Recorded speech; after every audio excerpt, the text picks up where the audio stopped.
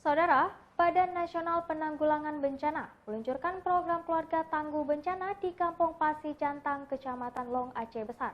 Peluncuran diikuti ribuan peserta dari berbagai unsur yang berasal dari 23 kabupaten kota di Aceh. Berikut liputannya.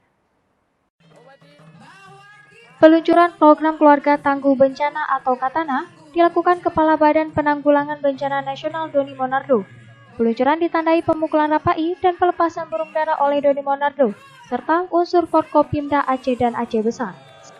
Selain TNI dan Polri, peluncuran program ini juga diikuti oleh pelajar, relawan bencana, akademisi dan pegawai negeri serta perwakilan dari provinsi lainnya. Mereka mendapatkan pembekalan tentang kebencanaan selama 2 hari. Menurut Kepala BNPB Doni Monardo, peluncuran program Katana didasari minimnya pengetahuan masyarakat terkait kebencanaan dan mitigasi bencana.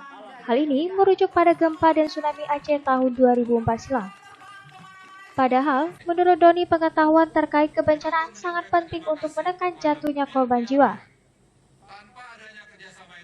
Tahun 2004, 26 Desember saya ada di Loksmawe.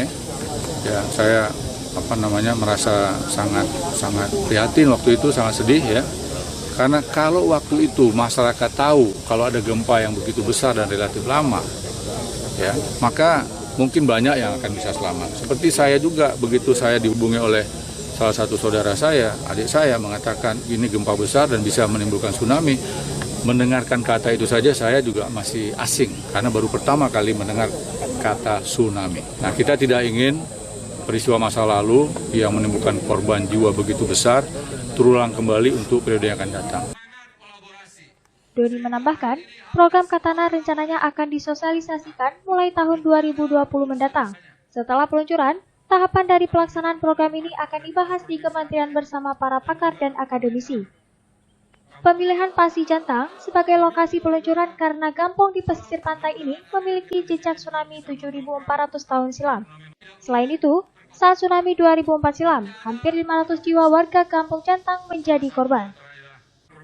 Selama mengikuti peluncuran program Katana, para peserta mendapat pembekalan apa yang menjadi sumber ancaman. Hal ini karena setiap daerah memiliki sumber ancaman yang berbeda, baik yang berasal dari gunung berapi, gempa dan tsunami, bahkan likuifaksi.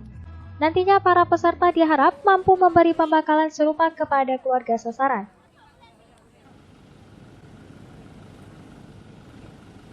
Dari Banda Aceh, tim liputan melaporkan untuk Puja TV.